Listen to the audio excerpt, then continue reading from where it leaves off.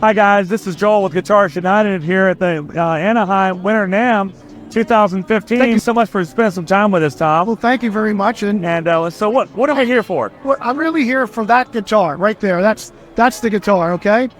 I worked with Les for 45 years, and I was his luthier, sound engineer, co-producer, also did a lot of inventions with him, and just was a very good friend. He was like my second father. I worked 27 years on Broadway with him, and I did the production on the Iridium, and also even worked on a couple of videos that he did. That was a great video. The man that changed the music. That's what it was. Man that changed the music. The man that changed. That's a fact. And that's true.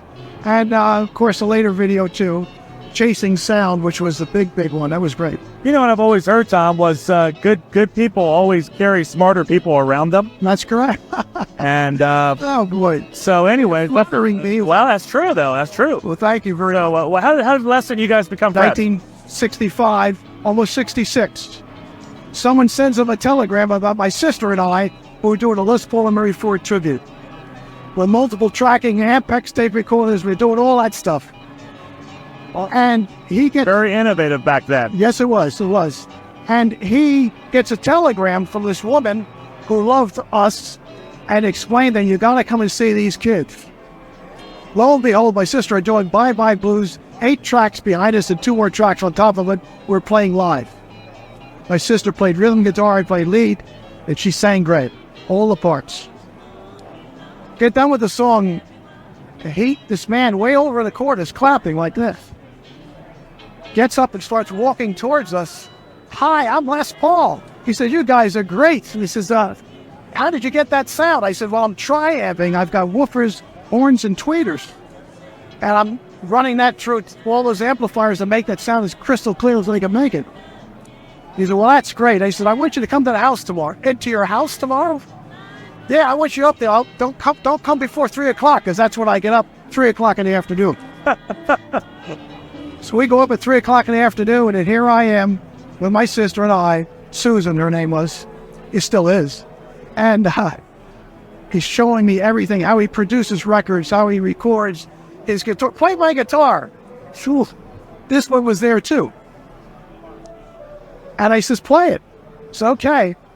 And he says to me, he says, well, I got to take you downstairs in the cellar. I want to show you what, I retired in 65 when Mary left me. Mary Ford and Les had a divorce.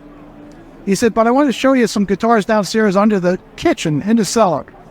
So we go downstairs and there's water dripping. All kinds of problems with pipes, and these guitars are being destroyed by this water. Les Paul's house. You're right. He says to me, well, you mean... I said, Les, you can't have these great historic guitars. All right, you take that one home, fix it up, we'll see what you can do. Now you can imagine, this is probably within a week or 2 of the time I first met him.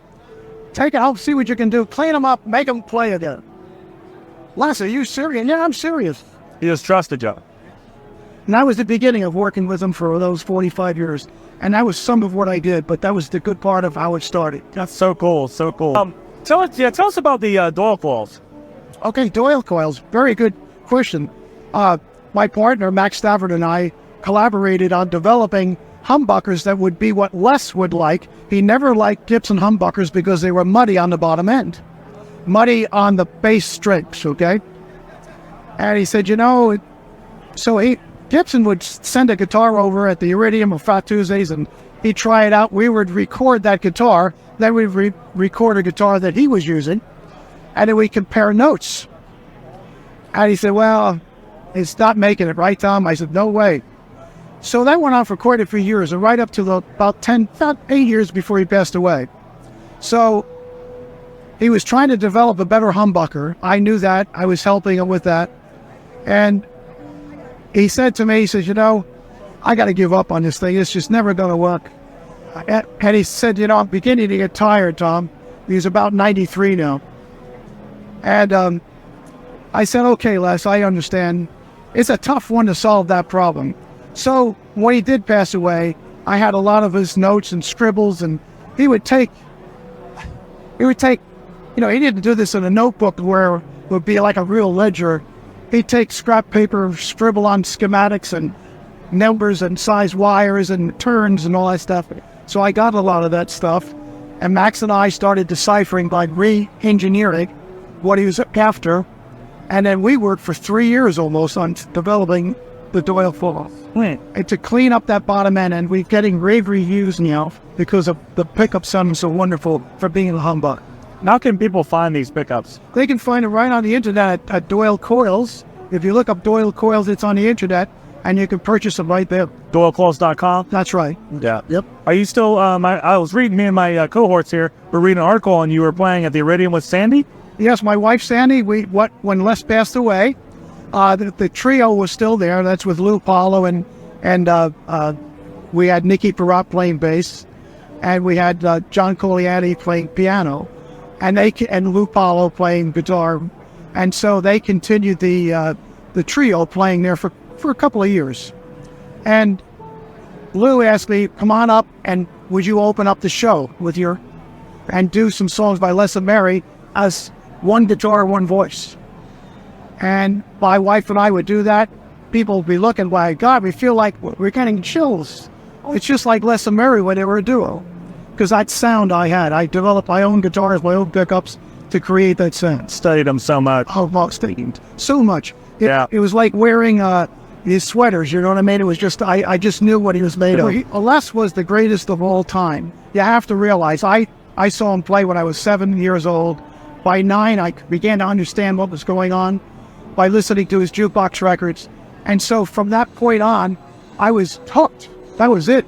Yeah. You know. And so that sound was what I wanted to get. And everybody wanted to get the Les Paul sound. It wasn't until rock and roll came in where it changed the world, you know. And people like Bing Crosby and Les Paul and Murray Ford and many others, Patty Page, they were out because the new world was developing their own sounds and trying to create what Les said to me. They've tried to do what I tried to do, but it's in a different world to them. Yeah. That's good. Hey, one last question. How can people research the story on this? What episode or what edition of the Guitar Player magazine was it? It's the February issue, which is out right now. Okay. And it's the most wonderful article that I could have ever been a part of because they interviewed me so distinctly, and I told them I would not do an article unless it was done correctly and not just fluff. This is the real thing. If you do that, I'm with you. If you don't, I'm not.